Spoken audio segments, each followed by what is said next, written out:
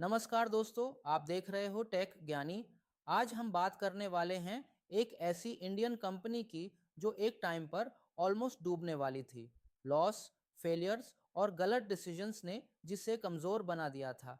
लेकिन आज वही कंपनी इंडियन ऑटोमोबाइल इंडस्ट्री के टॉप पर खड़ी है। जी हाँ, हम बात कर रहे हैं महिंद्रा की।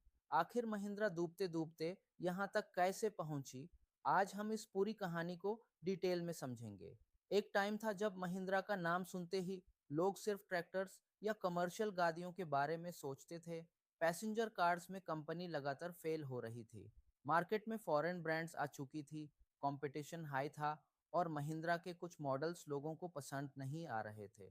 लॉस बढ़ रहा था और इंडस्ट्री के अंदर ही लोग कहने लगे थे कि महिंद्रा ज़्यादा दिन तक टिक नहीं पाएगी। 1990 के एंड और साल 2000 के स्टार्ट में महिंद्रा के लिए सबसे बड़ी प्रॉब्लम थी डायरेक्शन की कमी। कंपनी चल तो रही थी, लेकिन क्लियर विजन नहीं था। सिटी कस्टमर्स को समझने में देर हुई, डिजाइन और कंफर्ट पर कम फोकस रहा और ब्रांड इमेज कंफ्यूजिंग हो गई। पैसेंजर कार सेगमेंट में लोगन जैसे एक्सपेरिमेंट्स फेल हुए। इस वजह से महिंद्रा पर डूबने वाली कंपनी का ताग लगने लगा। यहीं से महिंद्रा ने अपनी सबसे बड़ी गलती को एक्सेप्ट किया। कंपनी ने खुद से पूछा, हम बेस्ट क्या कर सकते हैं? जवाब सिंपल था। महिंद्रा की असली स्ट्रेंथ थी रफ, टफ और पावरफुल व्हीकल्स बनाना जो इंडियन रोड्स के लिए परफेक्ट हो। इस रियलाइजेशन के बाद महिंद्रा ने दूसरों की कॉपी करना बैंड किया और अपनी आइडेंटिटी बनाना शुरू की। साल 2002 में स्कॉर्पियो लॉन्च हुई।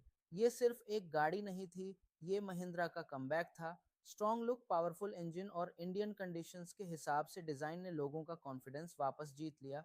स्कॉर्पियो की सक्सेस ने महिंद्रा को एक नया डायरेक्शन दिया और मार्केट को ये मैसेज मिल गया कि कंपनी अब सीरियस है।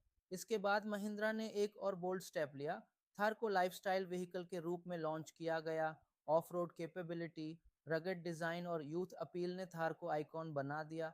पहली बार महिंद्रा की गाड़ी सिर्फ नेसेसिटी नहीं, पैशन बन रही थी। लोग महिंद्रा को प्राइड के साथ चूज करने लगे। महिंद्रा यही नहीं रुकी। एक्सयूवी 700 के साथ कंपनी ने दिखाया कि वो टेक्नोलॉजी, सेफ्टी और परफॉर्मेंस में ग्लोबल ब्रांड्स को टक्कर दे सकती है। Advanced features, strong safety ratings और अग्रेसिव प्राइसिंग ने महिंद्रा की इमेज कंप्लीटली बदल दी। अब महिंद्रा को आउटडेटेड नहीं, फ्यूचर रेडी ब्रांड के रूप में देखा जाने लगा। साथ ही महिंद्रा ने सिर्फ कार्स पर डिपेंड रहना गलती समझी। ट्रैक्टर्स में वर्ल्ड लीडर बनना, इलेक्ट्रिक व्हीकल्स में इन्वेस्टमेंट, ग्लोबल कंपनीज का एक्विजिशन और लॉन्ग टर्म इनोवेशन पर फोकस, ये सब डिसीजंस महिंद्रा को स्टेबल और पावरफुल बनाते गए। कंपनी ने स्लो ग्रोथ चुनी, लेकिन स्ट्रॉन्ग ग्रोथ चुनी।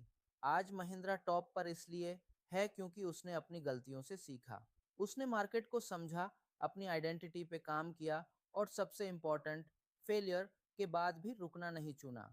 महिंद्रा की सक्सेस का राज ये नहीं है कि वो कभी गिरी नहीं, बल्कि ये है कि गिरने के बाद भी खड़ी हो गई।